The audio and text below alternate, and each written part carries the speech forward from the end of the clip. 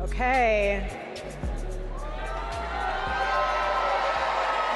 Last year, my husband introduced to all of you our incredible President of the United States.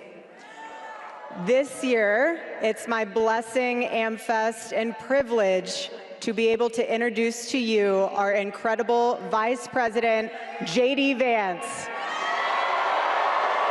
JD Vance lives the American dream because he wants you guys to be able to live the American dream. I grew up in Middletown, Ohio, a small town where people spoke their minds, built with their hands, and loved their God, their family, their community, and their country with their whole hearts. But it was also a place that had been cast aside and forgotten by America's ruling class in Washington. Despite the closing factories and the growing addiction in towns like mine, in my life, I had a guardian angel by my side. She was an old woman who could barely walk, but she was tough as nails. I called her Mamaw, the name we hillbillies gave to our grandmothers. Thanks to that Mamaw, things worked out for me. After 9/11, I did what thousands of other young men my age did. I enlisted in the United States Marines. From Iraq to Afghanistan, from the financial crisis to the Great Recession, from open borders to stagnating wages, the people who govern this country have failed and failed again. That is, of course, until a guy named Donald J. Trump came along. President Trump represents America's last best hope to restore what, if lost, may never be found again.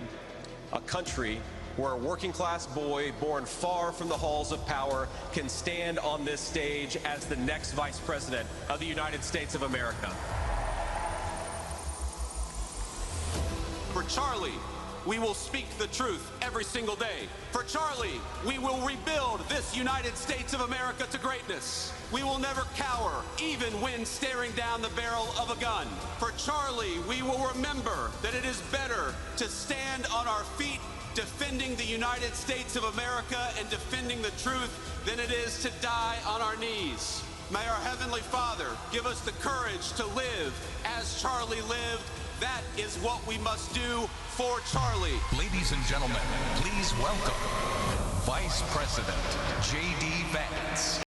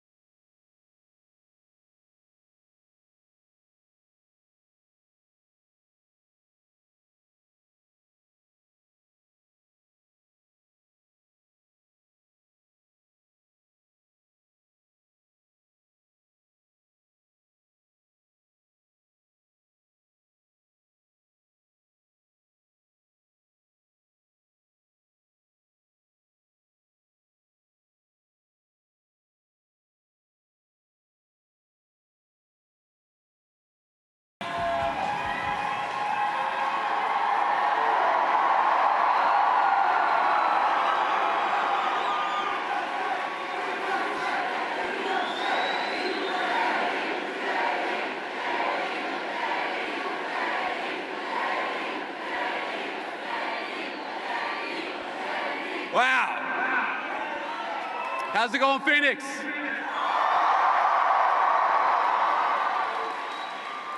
It's so good to be here with you all on this amazing day to close out an amazing AmFest 2025.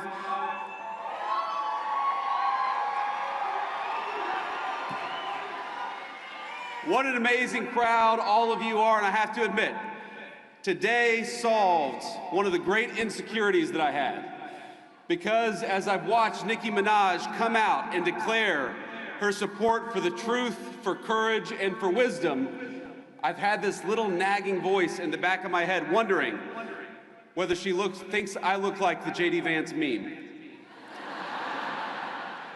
And it turns out, and I confirmed when she walked down the steps, Nicki Minaj actually knows what I really look like, and that is the best tribute that I could possibly imagine.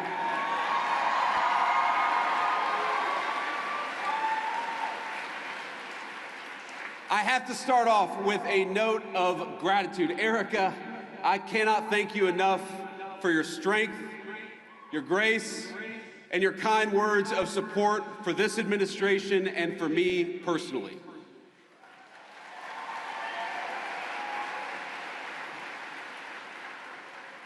You lead an incredible movement at Turning Point, and I will fight alongside you and President Trump and every patriot in this room to defend the country that we so dearly love.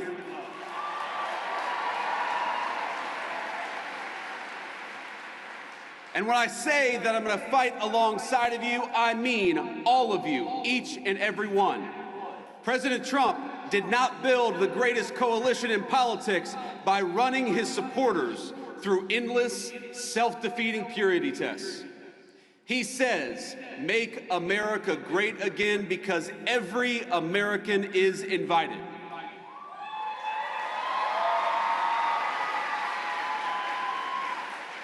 We don't care if you're white or black, rich or poor, young or old, rural or urban, controversial or a little bit boring, or somewhere in between.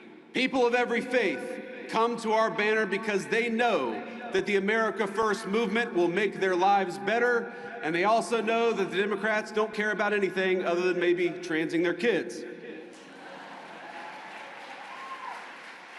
So if you love America, if you want all of us to be richer, stronger, safer, and prouder, you have a home on this team.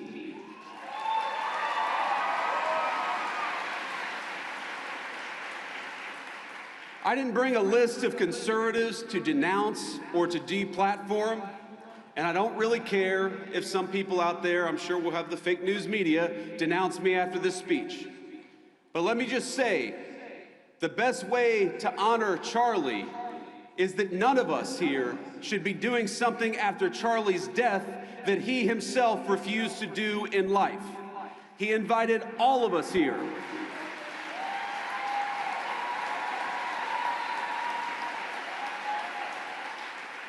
Charlie invited all of us here for a reason, because he believed that each of us, all of us, had something worth saying, and he trusted all of you to make your own judgment.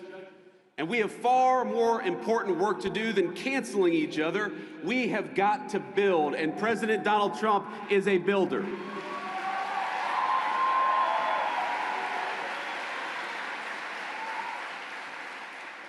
We're building a better country right now, and you have a rightful place in the success of your nation and the success of this movement.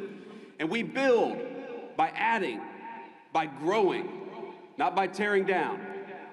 Charlie Kirk was a great builder too. He understood that any family can have its disagreements, its tough conversations. We can learn and improve and treat one another better. We can love each other despite the disagreement. But winning demands teamwork. And I am honored to be on Turning Point's team. I'm honored to be on your team, and I will stay that way.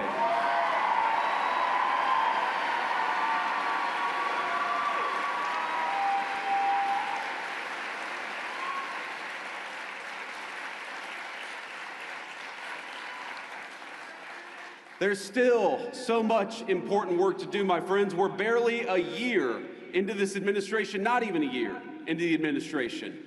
But I'm so proud of the accomplishments of the president and the entire administration. In just a year, we ended Joe Biden and Kamala Harris's border crisis.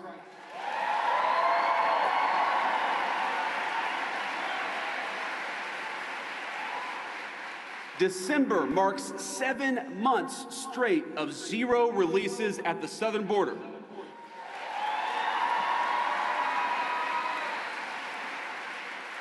More than 2.5 million illegal immigrants have left the United States, the first time in over 50 years that we have had negative net migration, and it's just the start.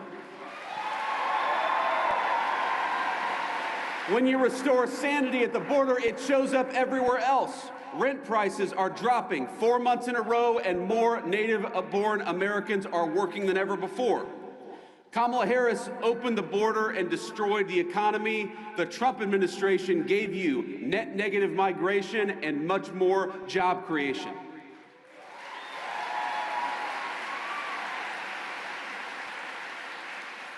Real wages are finally growing. Inflation is half of what it was under Democrats. Gas prices are their lowest in years. And we have finally made it clear that in the United States, we believe in hard work and merit. Unlike the left, we stand against treating anybody, and I love what Nikki said about this. We don't treat anybody different because of their race or their sex. So we have relegated DEI to the dustbin of history, which is exactly where it belongs.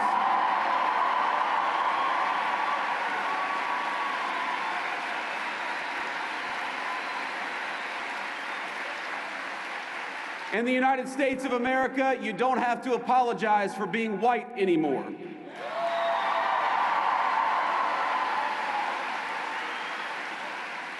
And if you're an Asian, you don't have to talk around your skin color when you're applying for college, because we judge people based on who they are, not on ethnicity and things they can't control.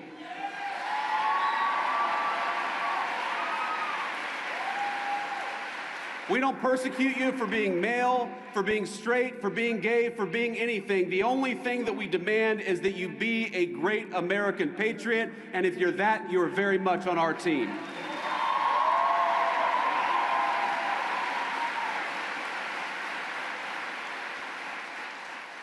Just consider the contrast. Kamala Harris used the government to censor you. We're using, in the Trump administration, the government to protect your free speech, whether it's on college campuses or in the digital marketplace of ideas.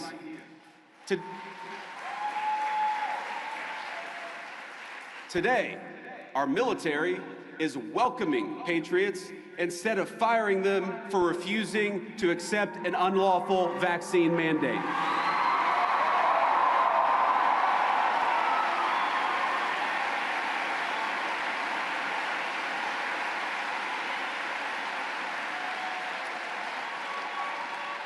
And to honor Charlie, but also to honor all of you, we're working to end the scourge of left-wing violence in the United States of America.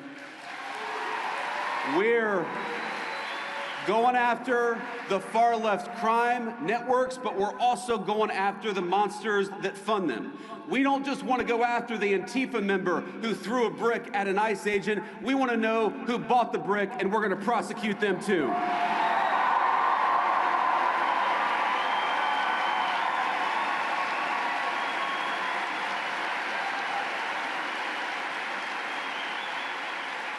We're making America healthy again with our great HHS Secretary, Bobby Kennedy.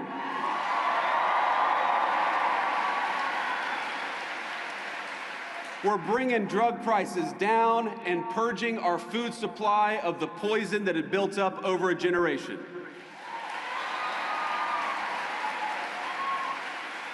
But my friends, there is so much more to be done. And the people saying we need to be doing more, we need to be doing it faster,